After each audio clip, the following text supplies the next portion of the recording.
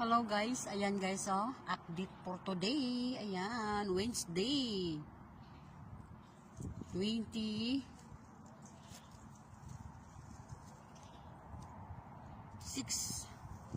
I don't know 26 ba ngayon. Ayan, ang daming hinog na talaga siya. Ang dami sa baba Ayan.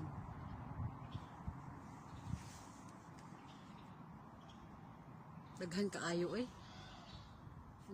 grabe.